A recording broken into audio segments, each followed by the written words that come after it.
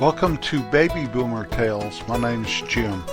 You can find our webpage at babyboomertales.com. We have a Facebook page, a Boomer's General Store, multiple places you can hear our podcast, and links to social media accounts, all for Baby Boomer Tales. Please visit somewhere there. We'd appreciate it. In 1964, a group called the Beatles hit the scene, and they released a song called I Want to Hold Your Hand.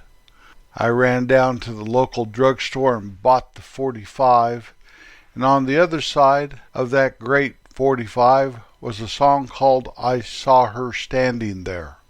And I fell in love with the Beatles, and they were on Ed Sullivan, and they had this mop-top hair going down to their eyebrows, and they kind of clicked their head a little to the left or to the right, and that hair would fly out of their eyes a little, and they were so cool, and the girls screamed for them, and they were all the rage, and I wanted to grow my hair long.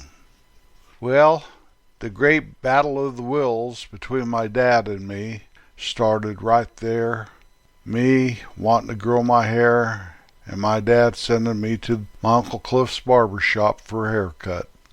Standard procedure was every 2 weeks, and all of a sudden now, his oldest son is bucking the system.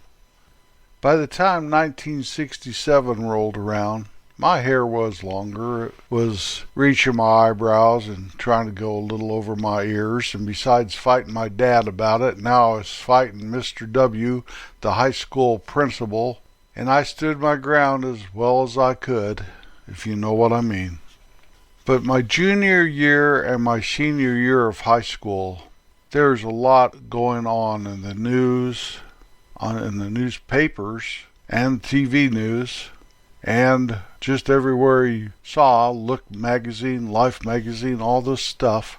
It's about Beatles and hippies and free love and Vietnam War and protests and the National Guard and flower power and all these crazy kids doing all these crazy things.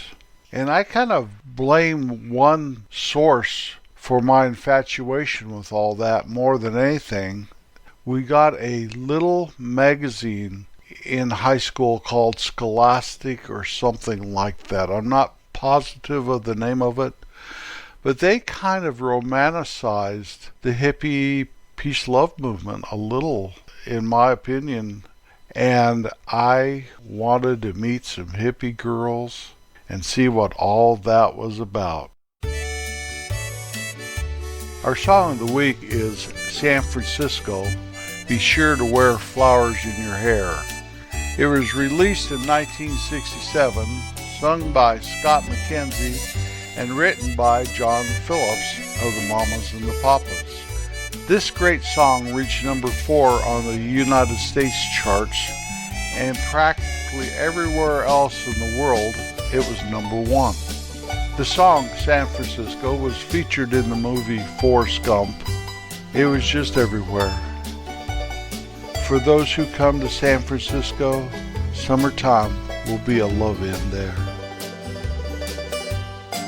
My senior year of high school, I had a pen pal from Norway, and her name was Arnlug. I spoke about Arnlug, I think, in my very first episode. Now we're on episode 381.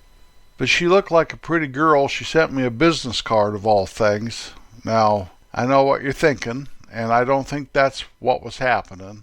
I think she was a high school student also, and maybe that's just the way they did it in Norway. But I got this great idea that I was going to leave home and catch a merchant marine ship out of New Orleans and work my way to Norway and see Arnlug. That's what I was going to do. Well, I had a very thrilling trip, but I made it down there alive. And lo and behold, there was a maritime strike going on when I got down there.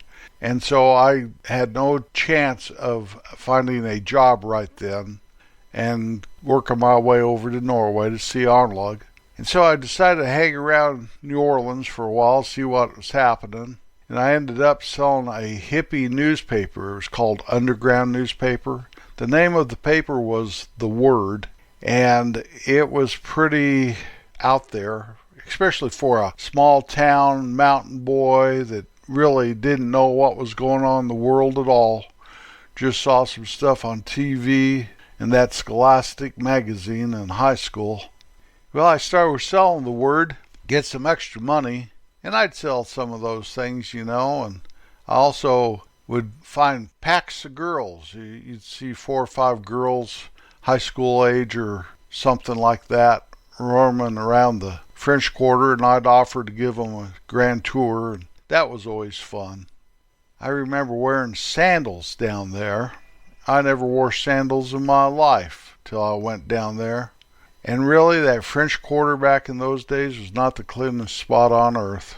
And all of a sudden, my hair was growing because there was no Mr. W. or my dad there telling me to get a haircut. And I was kind of dirty, and I was kind of scuzzy, and I kind of hung out where I thought flower people were. Long story short of it, I never went to see Arnlug, and I hitchhiked all over the country, and I became what people would classify hippie. Now, I never saw myself as that, although I did like hippie girls a lot, but a lot of hippie guys I did not like. Mainly because most of them weren't what I thought was going on in Woodstock. But, that was all my perspective, I'm sure.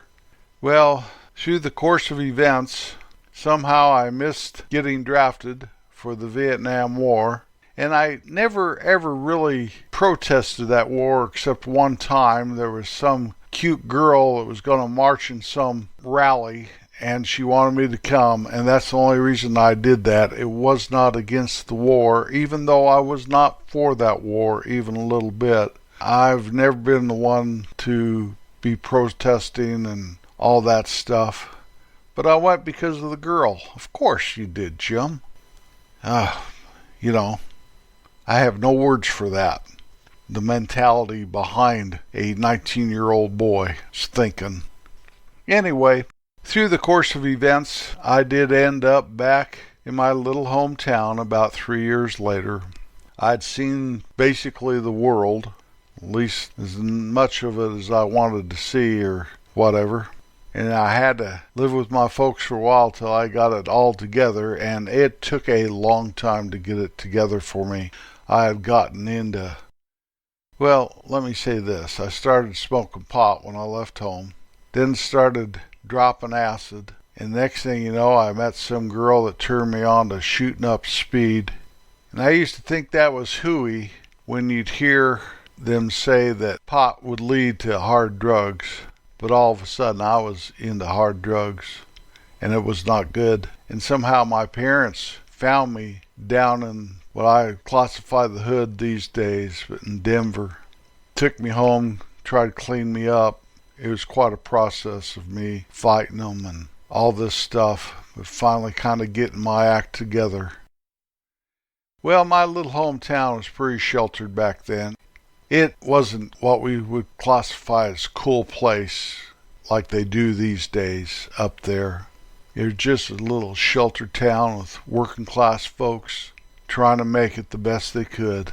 And here I was, and I was classified probably a hippie, even though still I didn't buy into it, even though I knew a lot of people, maybe they were called hippies, but I didn't like that stuff. I didn't like tie-dye and patchouli oil and Volkswagen buses. I did not like that stuff.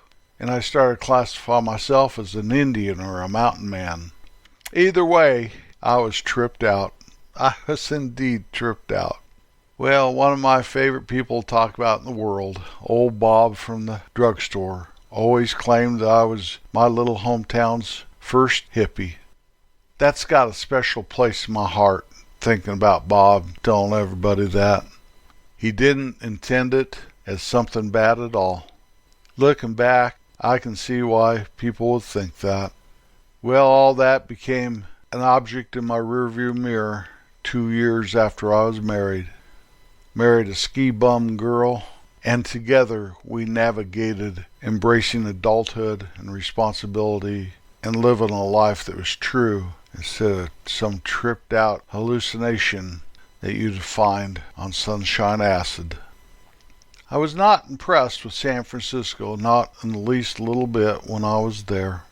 In fact, I didn't spend much time there. I just wanted to get out of that city the best I could. Now, it is a pretty place there, I do agree. But there was nothing there I was looking for. I was looking for people with flowers in their hair, especially the female population. To set the record straight, I never put a flower in my hair, never, not once. I might have some grandchildren once in a while try doing that stuff when they were little, but even they have grown out of that now. It's a good life. I'm glad I lived through it. Glad I'm not a package of damaged goods trying to find something that was just an hallucination. If you know what I'm talking about, well, you know what I'm talking about. If this story sounds just like some wild, far out, tripped out thing some crazy kid did, well, you're probably right. But there'll always be a place deep down inside me that's somewhere that helped shape me into the man that I am today. I wouldn't recommend it for anybody. If you like this episode, I'd like to recommend an old episode 217, called Tiger Town. It's about a little town about 100 miles west of my hometown that I used to have some friends live there, used to play their school and football. Just remember that time slips by in a blink of an eye. So embrace what you have here. Be kind every chance you get, and never lose your smile and that twinkle in your eye. I'll be back next Wednesday. Peace out.